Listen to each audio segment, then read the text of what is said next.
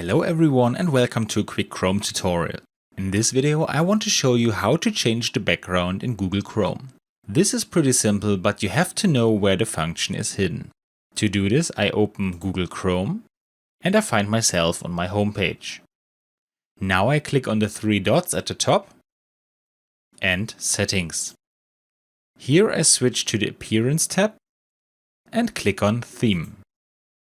Now I end up in the Chrome Web Store where I can find many different backgrounds. Here we have artist themes, or here's some that come directly from Google Chrome.